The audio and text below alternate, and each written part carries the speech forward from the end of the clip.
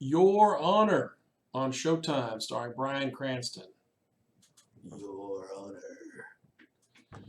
I I'm terrible at this editing stuff, or otherwise I guess I could put the graphic up on this particular video, but forgive me, I'm working on it. I'll get there at some point. So, okay, so what you're going to want to know immediately, without all the fanfare, is whether or not it's worth watching, right? So I hate watching reviews and they wait until the very, very end, and then you're like, you could have just told me at the beginning. So here's what I'm going to tell you. Yes, it's definitely worth watching. Now, here's what I'm going to say, and let's get into the details of the review. Bryan Cranston is a god. The guy is fantastically talented. He's a great actor. And he lives up to his fantastic reputation in this as well. He's great. He's wonderful in the role. His main foil, the guy who plays Tommy Baxter, the mob boss, is an actor named, I think, Michael Stuhlbarg. And I'm not even sure if he's German or not, but it sounds like a German name. Guy's fantastic. Really, really amazing and effective performance that really raised my, or came on my radar when I watched Boardwalk Empire a couple years ago on HBO, and he played, I think, Meyer Lansky at the beginning of the, it was kind of like this is how the mob got started in America back in the 20s and stuff. So pretty sure that he played Meyer Lansky in that, and he was excellent in that. He's really upped it. He's really taken it to another level, and he was a formidable foil to Bryan Cranston, who is a strong actor and certainly, stands on his own 2 feet against, in any ensemble. But this Stuhlbarg guy he's special. He's a very fantastically good actor, and played a very good thinking man's mob boss, thinking man's bad guy, where you can see the wheels turning. You can see the thought that goes into each decision. And even though he's faced with this incredibly traumatic and tumultuous and chaotic event that he has to deal with, he keeps his cool. In many respects, he exercises restraint more than he exercises wrath and fury. That's in there, though. You can see the wrath and the fury just under the surface. Very menacing. He's great. He's really good. Those are the two strongest characters in the entire thing, and they carry the show. That's why it's worth watching. Now, let's get to some of the other characters that are involved. I think her name is Landaker. Amy Landecker, rather, plays the police detective. She's good. She's in every episode, I think, for the most part, and she does a good job with what she's given.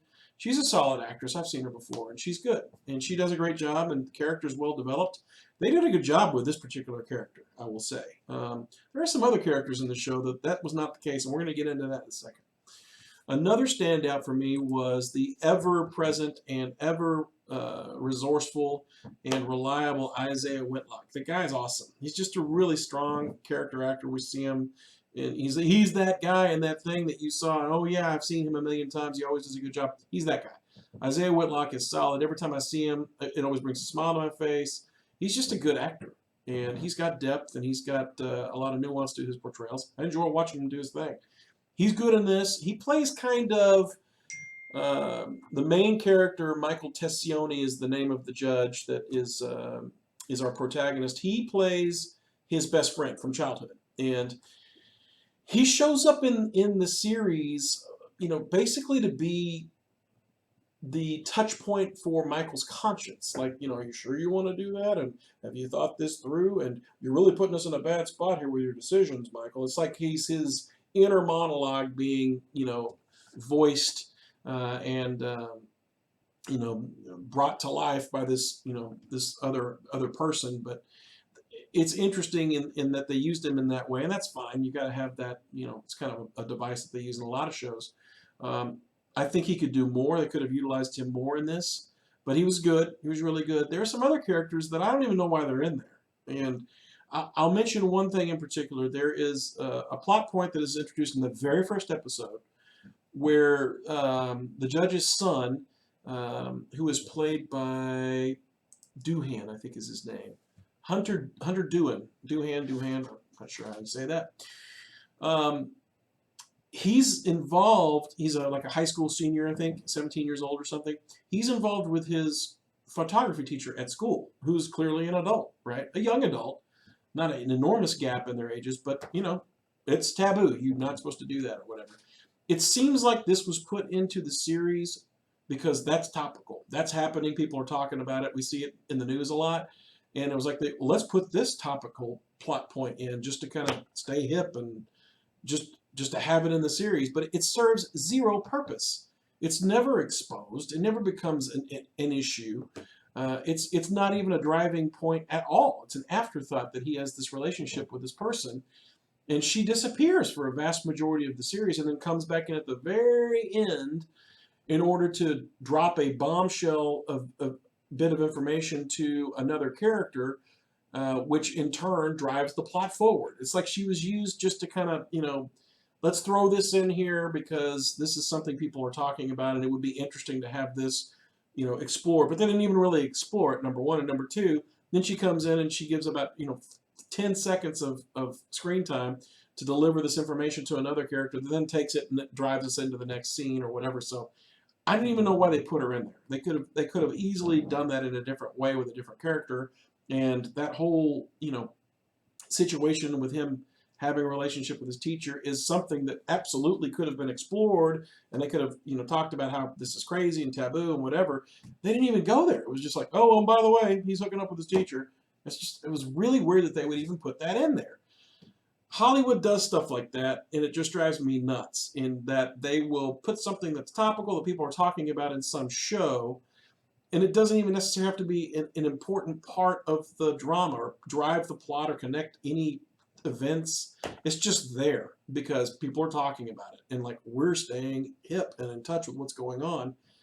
And you can see through that in 2 seconds, and you're like, why is that even there? It's just disingenuous to even put it in there. This is stupid.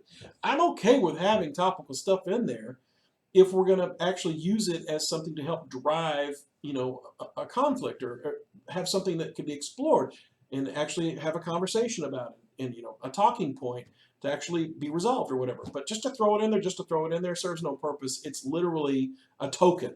And I can't stand that. I think tokenism is BS, and I hate to see it. And I'm always going to call it out when I see it. And it takes away from the overall effect of the rest of the show because it just go, man, why did you put that in there? That's stupid. Whatever. I'm ranting, so I don't want to do that anymore. Good show. Monumentally stupid decisions made by some of the characters that just belie any kind of credulousness. The main character, Bryan Cranston's Judge, is literally like a Bond villain in one scene with his craftiness and using his head to come up with these amazing angles and like planning all these things and orchestrating all these events. And then in the next scene, he makes some really stupid elementary mistake that, you would never see the same character that was so amazingly put together turn around and make this dumb of a mistake. I mean, some of that is human nature. Yeah, we all do dumb stuff from time to time. This stretches the realm of credulity to the point where, like, that person would never make the same decision. This is not the same person that would make these two decisions. Stupid. Same thing with the kid who plays the son. His performance was fine. He was good. He was very muted, very demure, very reserved, and very timid. And I guess that's to be expected based on what happens to the character in the very first episode. And given everything else going on, that leads up to that and kind of what the day means to him and all this, and I don't want to spoil the plot, but, there's a reason he plays it that way. I get it, but he plays it that way, and then they write the character in such a fashion that he knowingly makes a decision to put himself in even more greater peril than he's already in. Like 1,000-fold more peril than he's already in. And he knowingly does it. It's not like he doesn't know he's in peril. He knows he's in peril. He knows who the characters are. He knows who the actors are. The bad actors that are going to come after him, and this are the kind of the entire reason that we have this whole series. And yet he still makes some ridiculously stupid decisions that continue to put himself in peril. And that, even though he's 17, and 17-year-olds don't do smart things, usually they make some really dumb decisions. No, I did. you wouldn't be that stupid. No one would be that stupid to put themselves in that spot. So some of the choices that were made to drive the plot forward just didn't make sense, and it just kind of made me go, okay, well, I guess 2 + 2 = 4, but why did they have to get there that way? They could have easily done that a different way, and this is just stupid. But for the most part, I enjoyed it. It was well written for the most part. The acting was excellent. Cranston did a fantastic job with what he had. Michael Stuhlbarg rather, is incredible. He's great. The city of New Orleans is the setting, and it's photographed beautifully. Looks amazing. In particular, I've got the Showtime app on my Apple TV 4K, whatever the latest Apple TV, and actually is in Dolby Vision, and my TV will support that. So it looks fantastic. It looks 10 times better than it would look on my cable box or on some other services that are not in that format. So if you have that ability to watch it in that format, I highly suggest it because it's such a beautiful city and it's very well represented in this show. So overall, B minus. If you like awesome acting and want to see somebody just amazingly good at their craft do their thing, it's totally worth watching. If you're looking for a really tight, compact, amazingly good, well thought out plot that makes sense and is smart, in spots maybe, but there's some stuff in here that's just so crazy and really pushes you to really stretch your imagination as to what somebody would be thinking to make that decision, to the point of there's no way, this is stupid, this doesn't make sense. I'll leave it at that.